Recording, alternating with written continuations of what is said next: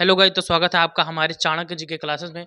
आज हम फिर से आ चुके हैं आप लोगों के सामने रसायन विज्ञान के कुछ पीवाईक्यू क्वेश्चन लेकर, जो कि रेलवे एग्जाम में पिछले वर्षों में पूछे जा चुके हैं, इस बार भी पूछे जाने की संभावनाएं हैं। तो चलिए क्लास को शुरू करते हैं। उससे पहले हम आपको बता दें कि हम हर एक क्वेश्चन को 3 बार पढ़ने की कोशिश करेंगे, जिससे कि इस क्लास में ही आधा से ज़्यादा क्वेश्चन आपके दिमाग में सेट हो जाए। तो चलिए क्लास को शुरू करते हैं। हमारा पहला क्वेश्चन है, गैस की मात्रा व्युत्क्रमानुपाती होती है। यह क्वेश्चन ग्रुप डी में 24/9/2018 में आ चुका है। तो गैस की मात्रा दाब के व्युत्क्रमानुपाती होती है। तो गैस की मात्रा किसके व्युत्क्रमानुपाती होती है? तो गैस की मात्रा हमारी दाब के व्युत्क्रमानुपाती होती है। तो गैस की मात्रा दाब के व्युत्क्रमानुपाती होती है। हमारा अगला क्वेश्चन है, परमाणु के भीतर न्यूट्रॉन द्वारा प्रोटॉन पर आरोपित बल कहलाता है। यह क्वेश्चन आरआरपी ग्रुप डी में 17/9/2018 में आ चुका है। तो परमाणु के भीतर न्यूट्रॉन द्वारा प्रोटॉन पर आरोपित बल नाभिकीय बल कहलाता है। तो परमाणु के भीतर न्यूट्रॉन द्वारा प्रोटॉन पर आरोपित बल नाभिकीय बल कहलाता है।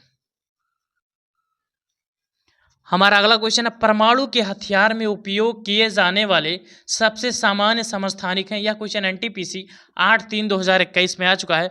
तो परमाणु के हथियार में उपयोग किए जाने वाले सबसे सामान्य समस्थानिक यूरेनियम और प्लूटोनियम हैं। तो परमाणु के हथियार में प्रयोग किए जाने वाले सबसे सामान्य समस्थानिक कौन है? तो परमाणु के हथियार में प्रयोग किए जाने वाले सबसे सामान्य समस्थानिक यूरेनियम और प्लूटोनियम हैं। हमारा अगला क्वेश्चन है, परमाणु बलों के सिद्धांत की खोज किसने की? यह क्वेश्चन आरआरबी ग्रुप डी में 4/10/2018 में आ चुका है। तो परमाणु बलों के सिद्धांत की खोज हिदेकी युकावा ने की। तो परमाणु बलों के सिद्धांत की खोज हिदेकी युकावा ने की। तो परमाणु बलों के सिद्धांत की खोज किसने की? तो परमाणु बलों के सिद्धांत की खोज हिदेकी युकावा ने की। हमारा अगला क्वेश्चन है, पिच ब्लेंड किससे संबंधित है? यह क्वेश्चन एनटीपीसी 5/4/2016 में आ चुका है। तो पिच ब्लेंड यूरेनियम से संबंधित है। तो पिच ब्लेंड यूरेनियम से संबंधित है। पिच ब्लेंड किससे संबंधित है? तो पिच ब्लेंड यूरेनियम से संबंधित है। हमारा अगला क्वेश्चन है, रेडियो सक्रियता का आविष्कार किसने किया था? यह क्वेश्चन एनटीपीसी 16/4/2016 में आ चुका है। तो रेडियो सक्रियता का आविष्कार हेनरी बेक्वेरेल ने किया था। तो रेडियो सक्रियता का आविष्कार किसने किया? तो रेडियो सक्रियता का आविष्कार हेनरी बेक्वेरेल ने किया था। हमारा अगला क्वेश्चन है, यदि कोई अभिकारक किसी अभिक्रिया में ऑक्सीजन प्राप्त करता है तो वह किस प्रक्रिया से गुजर रहा है? यह क्वेश्चन ग्रुप डी 9/9/2022 में आ चुका है। यदि कोई अभिकारक किसी अभिक्रिया में ऑक्सीजन प्राप्त करता है तो वह ऑक्सीकरण प्रक्रिया से गुजर रहा है। यदि कोई अभिकारक किसी अभिक्रिया में ऑक्सीजन प्राप्त करता है तो वह ऑक्सीकरण प्रक्रिया से गुजर रहा है। हमारा अगला क्वेश्चन है, रेडॉक्स अभिक्रिया वह अभिक्रिया है जिसमें क्या होता है? यह क्वेश्चन आरआरबी ग्रुप डी में 6/10/2022 में आ चुका है। तो रेडॉक्स अभिक्रिया वह अभिक्रिया है जिसमें अपचयन और ऑक्सीकरण दोनों एक साथ होता है। तो रेडॉक्स अभिक्रिया कौन सी अभिक्रिया है? तो रेडॉक्स अभिक्रिया वह अभिक्रिया है जिसमें ऑक्सीकरण और अपचयन दोनों एक साथ होता है। हमारा अगला क्वेश्चन है, ऑक्सीकरण अभिक्रिया जो गर्मी और प्रकाश पैदा करती है वह है। यह क्वेश्चन ग्रुप डी 28/9/2018 में आ चुका है। तो ऑक्सीकरण अभिक्रिया जो गर्मी और प्रकाश पैदा करती है उसे दहन कहते हैं। ऑक्सीकरण अभिक्रिया जो प्रकाश और गर्मी उत्पन्न करती है उसे दहन कहते हैं। हमारा अगला क्वेश्चन है, डैश डैश जल मिश्रित HCl के साथ प्रतिक्रिया नहीं करता है। तो कौन जल मिश्रित HCl के साथ प्रक्रिया नहीं करता है? यह क्वेश्चन आरआरबी ग्रुप डी में 3/10/2018 में आ चुका है। तो कॉपर जल मिश्रित HCl के साथ प्रतिक्रिया नहीं करता है। तो कॉपर जल मिश्रित HCl के साथ प्रतिक्रिया नहीं करता है। हमारा अगला क्वेश्चन है, सभी एसिड के लिए आम तत्व है। यह क्वेश्चन ग्रुप डी 28/9/2018 में आ चुका है। तो सभी एसिड के लिए, सभी अम्लों के लिए जो आम तत्व है वह है हाइड्रोजन, क्योंकि हाइड्रोजन सभी एसिड में पाया जाता है। तो सभी एसिड यानी कि अम्लों के लिए जो आम तत्व है वह है हाइड्रोजन। वीडियो अगर पसंद आए तो चैनल को सब्सक्राइब करें। तो चलिए हम आगे का क्वेश्चन करते हैं। हमारा अगला क्वेश्चन है, वे अम्ल जिनमें हाइड्रोजन के साथ ऑक्सीजन के अतिरिक्त अन्य आधात्विक तत्व होते हैं कहलाते हैं। यह क्वेश्चन आरआरबी एलपी में 31/8/2018 में आ चुका है। तो वे अम्ल जिनमें हाइड्रोजन के साथ ऑक्सीजन के अतिरिक्त अन्य आधात्विक तत्व होते हैं वो हाइड्रोक्सिल और अनॉक्सी अम्ल कहलाते हैं। वह अम्ल जिनमें हाइड्रोजन के साथ ऑक्सीजन के अतिरिक्त अन्य आधात्विक तत्व होते हैं वे हाइड्रोक्साइड्स या अनोक्सी अम्ल कहलाते हैं। हमारा अगला क्वेश्चन है, एक सांद्र अम्ल को तनु करने के लिए हमें क्या करना चाहिए? यह क्वेश्चन LP 21/8/2018 में आ चुका है। तो एक सांद्र अम्ल को तनु करने के लिए पानी में सांद्र अम्ल मिलाना चाहिए।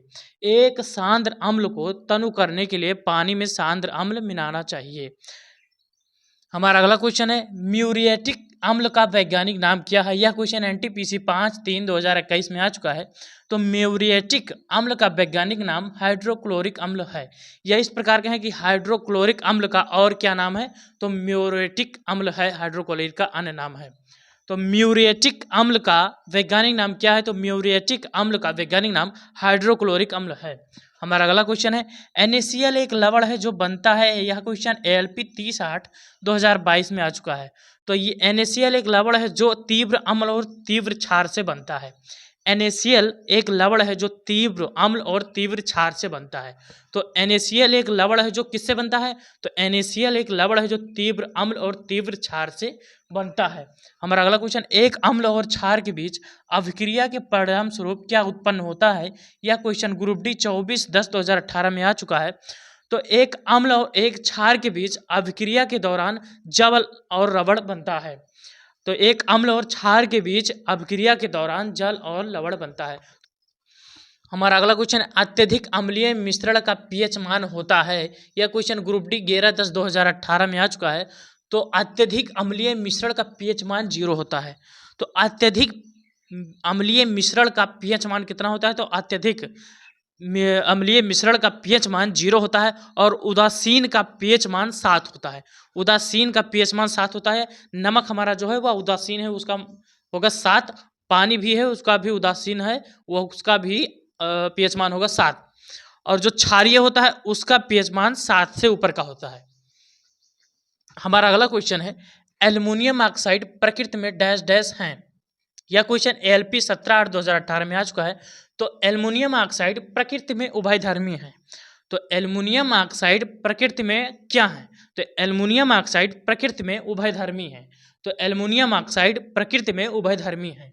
हमारा अगला क्वेश्चन है, मिथाइल ऑरेंज डैश डैश होता है। यह क्वेश्चन JEE 28/5/2019 में आ चुका है।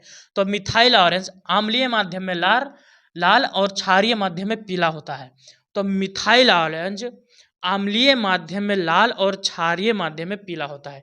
तो मिथाइल ऑरेंज क्या होता है? तो मिथाइल ऑरेंज अम्लीय माध्यम में लाल और क्षारीय माध्यम में पीला होता है। हमारा अगला क्वेश्चन है, आधुनिक आवर्त सारणी में धातुओं को कहाँ पर रखा गया है?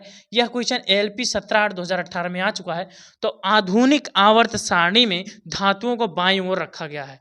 तो आधुनिक आवर्त सारणी में धातुओं को कहाँ पर रखा गया है? तो आधुनिक आवर्त सारणी में धातुओं को बाईं ओर रखा गया है। आधुनिक आवर्त सारणी में धातुओं को बाईं ओर रखा गया है। हमारा अगला क्वेश्चन है, आज का आखिरी क्वेश्चन, न्यूलैंड्स के अष्टक सिद्धांत में किन दो तत्वों के गुण समान पाए गए थे? यह क्वेश्चन ग्रुप D 17/8/2022 में आ चुका है। तो न्यूलैंड्स के अष्टक सिद्धांत में लिथियम और सोडियम के गुण समान पाए गए थे। तो न्यूलैंड के अष्टक सिद्धांत में किन दो तत्वों के गुण समान पाए गए थे? तो न्यूलैंड्स के अष्टक सिद्धांत में लिथियम और सोडियम के गुण समान पाए गए थे। तो न्यूलैंड्स के अष्टक सिद्धांत में लिथियम और सोडियम के गुण सामान्य पाए गए थे। वीडियो अगर पसंद आए तो चैनल को सब्सक्राइब करें और ज़्यादा से ज़्यादा सपोर्ट करें। एक बार समझ में आए तो वीडियो 2 बार देखें।